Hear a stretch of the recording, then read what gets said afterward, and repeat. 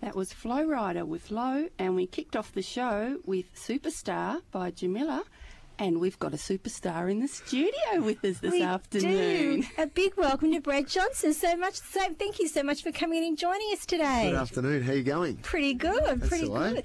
Now, did you find it okay here, being a ex-Hoppers boy? Yes. I don't like the ex part. I still a big part of me, obviously, still claim Hoppers Crossing. But cool. But yeah, no, found it okay. Obviously, a lot of things have changed since I did leave the area, 13 or 14 years ago. But certainly get back when I can. And my wife's from Hoppers Crossing as well, and her grandparents and stuff still live in the area, so we get down here a fair bit. And you're just bringing out a book called Johnno, which you wrote with James Weston. How did that come about? How did it come about writing the book? Yeah, I got approached by Penguin and James last pre-season. And yeah, so basically from that point, we decided. I was a bit nervous at the start, didn't know whether to do it or not.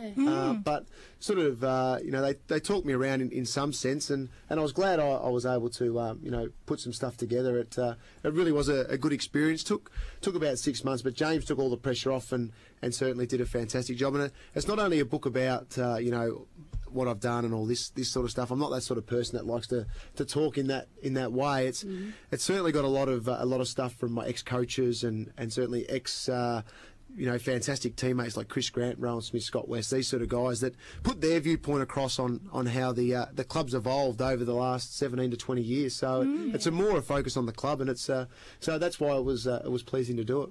Absolutely. Now, let's just go back to the early years. Now, as you mentioned, you grew up in Hoppers Crossing. Now, it would have been very different to it is now. Was it a bit like a country town back then? It certainly was. There was only a couple of houses in our street. I lived in Baggett Drive, which is not far from the plaza, and yeah, it was certainly very, very quiet around around that time. And obviously, driving in now, the changes are huge. Sayers Road is just full of housing now, and basically Laverton, Point Cook, all join up. So it's just getting bigger and bigger, and it's that's just the way things go. It's growing everywhere around Melbourne, but it really does blow you away when I bring the kids back for swimming lessons every Monday and have to battle the traffic in Hoppers Crossing. So it wasn't like that in Dad's day. No, not at all. Now, in your book, I read most of your book actually. I think it's a pretty good read from someone who doesn't understand a lot of footy. So yeah.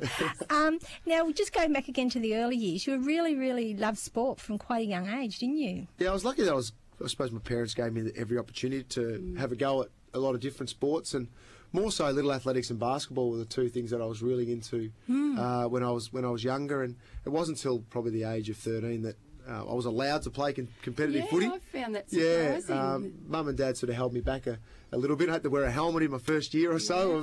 So were they concerned that you'd be injured? Oh, just concerned that because I was only a little kid. I didn't start growing till I was probably 14 or 15 and start to develop. So I think they were more concerned that I was just a little bit small to get involved in that sort of stuff. And I think they were a bit conscious too of maybe burning out. If I had to start under nines or even earlier, I may have lost interest and things like that. Because I actually love footy. I love watching it, love going to watch it, all that sort of stuff. So they knew my passion for the game was there. I think they just held on to that a little bit so that I could enjoy that side of things before taking up every Saturday playing. Yep. So it didn't become a drag sort of thing. So you got to love it before you started to go out there and practice all the time. Yeah, without a doubt. I did Vic Kick as it was back then at Mossford. I went to St Peter's Primary School, so they didn't have Vic Kick at the time. I had to go to a rival primary school to have a go at it, but, which is quite ironic because our property steward today, Noel Kinnerborough, was actually the Vic Kick coordinator at the time. So it's amazing how you stay involved with the same sort of people as you go through the ranks. Absolutely.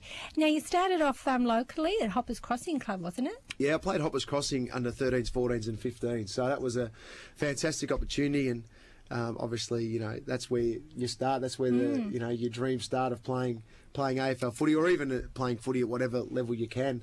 As a kid, then you'd go watch the seniors play every week as well, and stuff like that. So it was a great involvement. It's a great football club, and one that's got bigger and bigger again as the years have gone on. So still keep a close eye on the results every week and see how the guys are tracking. And they're not the Cats anymore; they're the Warriors. No, the Warriors. Yes, that was another change that happened along the way as well. So it was. Like I said, it's like us, we changed from Footscray to the Western Bulldogs. These things happen, and you get on with it and try and develop the club the best they can. They've done a great job. Absolutely. Now, in your book, you mention your parents. Now, how important is it for any young kids starting out in any sport, really, not just football, the parents' support of them doing that? How important is that? Oh, look, it's important in a sense that you get given that opportunity by your parents to be able to go out there and participate in whatever it is. It doesn't necessarily have to be sport either. It can be absolutely anything, and you just like to have that support behind you, and the well wishes all the time, and so you can continue to enjoy it. But more so for me, they gave myself and my brother a great opportunity. But once I got involved in it, it was just playing with my mates pretty much at a young age that drew me to that team aspect of playing footy. The whole individual thing of little athletics in one sense seemed to drop away because that team aspect of sport, I really sort of thrived in and loved being a part of. Fantastic. And any time did your parents, when you actually started to realise that you were good, did they press you at all? Or No, certainly no pressure. At under 15 level, I was struggling a little bit and decided to go to Williamstown and play under 19s. And I was only young and 15 years of age. That was amazing. And that was sort of my decision. And my parents were supportive again because at that level, I needed to do a few things differently. I wasn't sort of hard at the ball, and I was a little bit timid as a kid and run up and down sort of the wing and stay on the outside of the packs and all that sort of stuff. And so I went and played some older age footy, and that helped me so much, playing against some young men, and played some reserves games as well. And doing that gave me then the confidence when I did step back to under 18 level that I'd be able to handle myself a lot better. So it was a very important year and a tough year. And Mum and Dad used to drive me everywhere, and Mum used to sit in the car and wait for me at training because I had no other way of getting home. And so she certainly did the hard yards, when I was growing up in terms of that support. There's no doubt. Absolutely. I've got a 15-year-old, and there is no way on earth he'd be playing under 19s. I'll tell you that right now. Alec, don't listen to your mother. I'd be stressed. Oh, look, I'm right through my whole career. I'm sure I've stressed my family out at certain stages, but you get out there and you have a go, and you have that mindset, and generally you come out the other side and you go from there. Yeah. We might have another song, and then Andrew's going to come back and ask some hard-hitting footy questions. No worries. Looking forward to it. You're listening to Denise and Andrew on Friday on 88.9 Win FM. And we're in the studio this afternoon with Brad Johnson, Western Bulldogs star. Too kind. Too kind. No, and I was just going to ask you, there's some huge names involved with the Bulldogs. You've got, Charlie Sutton, Ted Whitten and Dougie and Chris Grant and all the rest of it. How do you feel when your name's thrown up there now? You are one of those. Yeah, look, I still don't believe it. Like I said earlier, I certainly don't look at myself in that light. And half the guys you mentioned are actually close mates of mine, especially the current guys in Scott West and Granny and Rowan Smith. So they're mates to me. They're not. I don't see them, in that regard. So they're nothing special. Yeah, it's a bit. It is a bit. It's a bit weird to be seen in that light, because at the end of the day, you just work hard to try and be a successful player and try to be a great teammate to all the other guys on the list, and do your best every week. And that's the mindset I took every week. You never. Obviously no Hopper's boy would ever get ahead of himself, so that's true. You get brought back down to earth pretty quickly. I was going to say, would your family bring you back down to earth? Oh, yeah, and friends and, that seems and people who have crossed your path over the time. There's no question about that, and that's the best thing about it. But that's good. It keeps you level-headed. Oh, that's it. And that, our club really is like that, Western Suburbs club. So, no one steps in the door that gets ahead of themselves, and if they do, they're brought back down pretty quickly, because we work extremely hard, as everyone does, to be a success.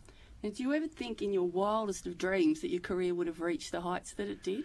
No, you get drafted and you think, I just love to play that one game, and then you get a taste of it, and it's sort of a really big adrenaline rush, and it's sort of hard to describe, but it's something that you really want to feel every single week. So it is addictive. Well, in one sense it is, because it's that running out with the guys, and the crowd and the adrenaline and the emotion that goes with it, and a bit of the unknown as well at the start, because you don't know what you're going to achieve that day. You've planned and you hope to achieve, and it all comes through, and all that sort of stuff comes into it. So that's going to be the one thing you miss more than anything. And from that point, you just want to play every single week and be a part of trying to get the club up to the next premiership. Now, unfortunately, I wasn't a part of being able to do that, but hopefully you leave something there that the guys can strive on to achieve certainly in the near future. But you came very close. We have, 5 prelims, Yeah. so come close on a few occasions. Just unfortunately couldn't get it together on those days to take the points to get into a grand final. So, but you know, we live on and we strive on and all that sort of stuff. All the boys do. I'm not part of it anymore, so I've got to get rid of we at some stage.